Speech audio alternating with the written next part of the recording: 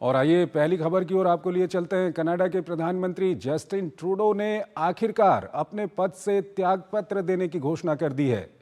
उनकी सरकार भारत के साथ अपने अच्छे संबंधों को खराब करने के लिए जानी जाती है और इसका असर कनाडा में उनकी लोकप्रियता पर भी पड़ा। वो अपनी ही पार्टी में हाशिए में जाने लगे। ट्रंप के अमेरिका में चुनाव जीतने से भी उनकी कुर्सी को खतरा पैदा हो गया। ये रिपोर्ट देखिए। लगातार गिरती लोकप्रियता और पार्टी के भीतर से उठते बगावती बॉन्डर के आगे आखिरकार कनाडा के प्रधानमंत्री जस्टिन ट्रूडो ने घुटने टेक दिए। सोमवार को उन्होंने लिबरल पार्टी के नेता और प्रधानमंत्री के पद से इस्तीफा देने का ऐलान किया। तो सवाल उठता है कि अपनी सरलता और सहजता से कनाडा का दिल जीतने वाले ट्रूडो आखिर कैसे अर्श से फर्श पर आ गए। ट्रूडो पहली बार 2015 में प्रधानमंत्री बने, फिर 2019 में सत्ता में वापसी की। 2021 में मध्यवर्ती चुनाव में बहुमत से चूक गए और खालिस्तान समर्थक जगमीत सिंह की न्यू डेमोक्रेटिक पार्टी की मदद से सरकार बनाई। इसलिए ट्रूडो जगमीत के इशारों पर चलते रहे। उन्होंने आतंकी हरदीप सिंह निज्जर की हत्या का आरोप बिना सबूत मुहैया कराए भारत पर मढ़ दिए। इसके अलावा भारतीय लोगों के कैनेडियाई वीजा लेने पर भी सख्ती लगा दी, जिसका सीधा असर दोनों देशों के रिश्तों पर पड़ा। वहां घरेलू राजनीति में भी इसका विरोध हुआ। जगमीत सिंह ने भी अपना समर्थन वापस ले लिया और उनकी सरकार अल्पमत में आ गई। यानी ट्रूडो की विदेश नीति पूरी तरह से फेल रही। दरअसल ट्रूडो ने महंगाई पर काबू पाने का वादा कर सत्ता में वापसी की थी, लेकिन हुआ इसका उल्टा। घरों की कीमतों में 30 से 40% की तेजी दर्ज की गई, जबकि रोजमर्रा की वस्तुओं के दाम भी आसमान छूने लगे। इसके अलावा उन्हें भ्रष्टाचार के आरोपों का भी सामना करना पड़ा। 2017 में हॉलिडे पैकेज और हेलीकॉप्टर जैसे उपहारों को स्वीकार करने पर भी लोगों के गुस्से का सामना करना पड़ा। अपनी मनपसंद की कंपनियों को कॉन्ट्रैक्ट देने का भी आरोप लगा। ट्रूडो के इस्तीफे का बड़ा कारण उनकी लोकप्रियता में भारी गिरावट को माना जा रहा है। सत्ता में रहते हुए उनकी सबसे कम अप्रूवल रेटिंग दर्ज की गई। बहरहाल अब कनाडा के नए पीएम की तलाश तेज हो गई है। जस्टिन ट्रूडो के बाद कई नेता उनकी जगह लेने की दौड़ में हैं। इसमें Chrystia Freeland, Mark Carney, Christy Clark, Anita Anand और जॉर्ज चहल जैसे बड़े नेता शामिल हैं। इन नेताओं में अनीता और जॉर्ज भारतीय मूल के कनाडियाई राजनेता हैं। अनीता आनंद परिवहन और आंतरिक व्यापार मंत्री हैं। अनीता के माता पिता का भारत के तमिलनाडु और पंजाब से ताल्लुक है। उन्होंने कोविड महामारी के दौरान काफी अच्छा काम किया था। वहीं जॉर्ज चहल प्राकृतिक संसाधन संबंधी स्थायी समिति और सिख कॉकस के अध्यक्ष भी हैं। चहल को ट्रूडो का आलोचक माना जाता है। और इस खबर पर चर्चा करने के लिए हमारे साथ जुड़ रहे हैं निपुण आलमबायन, विदेशी मामलों के जानकार हैं। निपुण जी, बहुत बहुत स्वागत है आपका हमारे इस कार्यक्रम में। सबसे पहला सवाल जो आपके सामने हम रखना चाहेंगे वो यही कि जस्टिन ट्रूडो को क्यों पद छोड़ना पड़ा, क्या इसके कारण है, हमारे दर्शकों को बताइए। देखिए, जैसे चंद्रशेखर जी अभी आपकी ही ओपनिंग बाइट में कहा गया, जैसे रिपोर्ट में कहा गया कि वो घरेलू राजनीति हो या फॉरेन पॉलिसी हो, दोनों में उनका एक बड़ा फेलियर था। और देखिए, आप देखें, जब से उन्होंने भारत के खिलाफ आग बोलना शुरू किया, हम देखें खालिस्तान का मूवमेंट को लेकर जो बातें करनी शुरू की, उसका विरोध उनके पार्टी के अंदर ही होना शुरू हो गया था।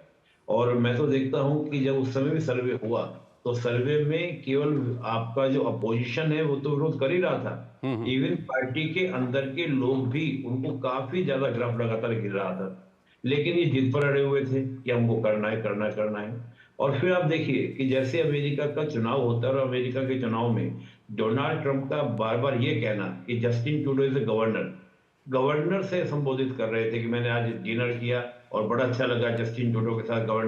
गवर्नर कहना, सोचिए 50 स्टेट का एक स्टेट है यानी यूनाइटेड स्टेट अमेरिका, वो कह रहे हैं कि आप 51 हमारा स्टेट बन जाइए। ये बात हम लोग शुरुआत में मजाक मजाक में ले रहे थे कि डोनाल्ड ट्रंप क्या मजाक कर रहे हैं, कोई उपहास कर रहे हैं, क्योंकि आदत कहीं भी जाती है कि डोनाल्ड ट्रंप कई बार ऐसा बोल देते हैं हल्का, लेकिन ऐसा नहीं था, बहुत सीरियसली उस बात को बोल रहे थे। उसके बाद उन्होंने कहा कि मेरे पावर में आती मैं टैरिफ बढ़ा दूंगा। देखिए, आप कनाडा की हम बात करें, अमेरिका की बात करें, तो दोनों के बीच में जो ट्रेड होता है उसमें अमेरिका को अच्छा खासा नुकसान होता है। और अमेरिका ने कहा, डोनाल्ड ट्रंप ने कहा कि मैं उस पर टैरिफ लगाऊंगा, 25% तक टैरिफ की बात कही।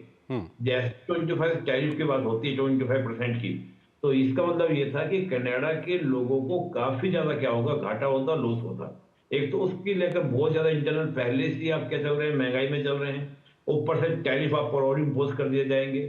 और एक इंटरेस्टिंग बात क्या थी, डोनाल्ड ट्रंप का अगर आप पिछला कार्यकाल देखें तो 2017 से लेकर 2020 तक का रहा, उस कार्यकाल में उनको बार बार ये कहना था कि मैं चाहता हूं कि जो नाटो के कंट्री हैं, नाटो के कंट्री सारा डिफेंस का जो बजट है या पूरी सुरक्षा का जिम्मा सिर्फ अमेरिका पर न थोपे, हर कंट्री अपना क्या करे, अपना जो खर्च है डिफेंस में वो बढ़ाए। लेकिन कनाडा क्या था कि लगातार बढ़ा ही नहीं रहा था कई सालों से, और डोनाल्ड ट्रंप बार बार इस बात को बोल रहे थे कि भाई हम क्यों जिम्मेदारी ले नाटो की सुरक्षा की, नाटो की सुरक्षा सब देश को संभालनी चाहिए। ठीक अब है। होता क्या कि कनाडा जो है वो काफी कम एक्सपेंसिव पर करता था डिफेंस के ऊपर। इसका कारण क्या था कि कनाडा के लोगों को अदर सेक्टर में, हेल्थ हो, एजुकेशन हो, सब में अच्छा खासा पैसा मिलता था, लोग एंजॉय करते थे। अब यहाँ पर ये देखा जा रहा था कि जैसे ट्रंप आएंगे तो ट्रंप आते ही वो फिर वही नाटो की बात करेंगे और कनाडा को अपना बजट बढ़ाना पड़ेगा डिफेंस में। इसका इम्पैक्ट क्या होगा, हेल्थ सेक्टर है, एजुकेशन सेक्टर है, अदर जितने सेक्टर्स हैं उनमें खर्चे कम हो जाएंगे। इससे पब्लिक के ऊपर क्या होगा, इम्पैक्ट पड़ेगा। सीधा सीधा टारगेट मुझे याद आ रहा है जो एलन मस्क ने भविष्यवाणी की थी कि मैं जैसे ही आऊंगा, मतलब डोनाल्ड ट्रंप जैसे ही पावर में आएंगे, हम जस्टिन ट्रूडो को, हालांकि एलन मस्क को संबोधित करना ठीक नहीं है, लेकिन ये एलन मस्क ने कहा था, तो हम तो सोच रहे थे कि शायद 20 जनवरी का इंतजार होगा, लेकिन उससे पहले ही। और आज आपने देखा होगा डोनाल्ड ट्रंप की जो स्पीच थी, बड़ी इमोशनल स्पीच वो देने का प्रयास कर रहे थे, कह रहे थे हम फाइटर, लेकिन उनके चेहरे से देखिए, अंतर्राष्ट्रीय संबंधों में हमेशा कहा जाता है कि केवल आपका वक्तव्य महत्वपूर्ण नहीं होता जो नेता बोल रहे हैं, उनके पोस्चर, उनकी जो बॉडी लैंग्वेज है, वो सब भी मैटर करती हैं। तो लगातार एक भारी दबाव जो जस्टिन ट्रूडो झेल रहे थे, उसकी परिणति आज आपको देखने को मिली। इस सब के बीच ये भी सवाल आता है निपुण जी, जो भारत के साथ इन्होंने संबंध खराब किए हैं, चाहे निज्जर की हत्या के बाद बयानबाजी रही हो या इनकी जो पार्टी को सपोर्ट करने वाली खालिस्तानी चरमपंथियों की जो पार्टी थी उसको खुश करने के लिए कई कदम उठाए गए। कनाडा के अंदर जो सिख हैं, हिंदू हैं, उन दोनों के बीच में दरार पैदा करने की कोशिश की गई। ये इनकी लोकप्रियता में वहाँ पर कितना बड़ा इससे झटका लगा है कनाडा के अंदर में? बहुत बड़ा डेंट लगा है। देखिए आप समझिएगा कि सिख कम्युनिटी में चुनिंदा मुट्ठीभर लोग हैं जो इस प्रकार के खालिस्तान मूवमेंट को वहां पे चलाते हैं, और जो खालिस्तान मूवमेंट चलाने वाले भी हैं वो एक कॉमन पर्सन नहीं, वो है आपके ड्रग्स माफिया, उस तरह के गैंग वॉर में उलझे हुए लोग। अब उन लोगों की जो इमेज है वहां की सिख कम्युनिटी में भी अच्छी नहीं है, और वहां की जो सिख कम्युनिटी और हिंदू कम्युनिटी वो मिलकर समरसता के साथ रहना पसंद करते हैं। जो पीस लिविंग बिजनेसमैन या प्रोफेशनल काम करने वाले लोग हैं वो इन चीजों हरकतों से नफरत करते थे कि भाई इस प्रकार की इमेज डैमेज करना, और इसका इमेज का इम्पैक्ट क्या हो रहा था कि पूरी सिख कम्युनिटी के ऊपर इमेज डैमेज हो रही थी। कुछ चुनिंदा कहते हैं, कुछ चुनिंदा जो हरकत करने वाले लोग थे जिनको हम लोग रेडिकल कह सकते हैं या चरमपंथी कह सकते हैं या खालिस्तान मूवमेंट के लोग सो कॉल्ड अपने आप को जो आजादी की बात करते हैं, उनकी वजह से पूरी सिख कम्युनिटी की इमेज डैमेज हो रही थी। लोगों को वहां पर जो एक मिलकर, देखिए होता क्या है कि जैसे इंडियन डायस्पोरा किसी देश में जाता है, वो होता क्या है, वहां पर माइनॉरिटी होता है, वहां पर आपके रहने वाले लोग मेजोरिटी में है, और वहां पर जो कम्युनिटी माइनॉरिटी में है वही आपस में एकजुट होने के बजाय बल्कि टकराव की स्थिति बने, तो उससे वहां के लोगों को काम करने में बहुत दिक्कत आती है, चाहे वो प्रोफेशनल वर्क कर रहे हो, बिजनेस कर रहे हो, जॉब कर रहे हो। तो इसका इम्पैक्ट आपको देखने को मिलेगा। और आप देखेंगे कनाडा के लोग इस बात को देख रहे थे कि पढ़ी लिखी जनसंख्या हर जगह लोग हैं, वो देखिए जस्टिन ट्रूडो केवल और केवल अपने पॉलिटिकल इंटरेस्ट में एक महत्वपूर्ण जो स्ट्रेटेजिक अलाई है पूरे वर्ल्ड में, आज एक देखें इंडिया को इग्नोर करना किसी के मुद्दे की बात नहीं है, और जानबूझकर वो इसका क्या करें, भारत के संबंधों को क्या करें, डिस्ट्रॉय कर रहे हैं। आप देखिए पूरा कालखंड देखिए, कनाडा से हमारा कोई कॉन्फ्लिक्ट तो है नहीं, ना तो हमारा कोई किस तरह का भी बॉर्डर आपका लगता है कि बॉर्डर डिस्प्यूट हो सकता है जैसे पाकिस्तान चीन के साथ हो सकता है, ऐसा कोई बॉर्डर डिस्प्यूट नहीं। हम अंतिम सवाल आपके सामने रखना चाहेंगे, अब नया नेता कौन होगा इसको लेकर के दो भारतीय मूल के नेताओं का भी वहां पर नाम आ रहा है, अनीता आनंद का, जॉर्ज चहल का, क्या कुछ आपको लगता है अगले नेता को लेकर के?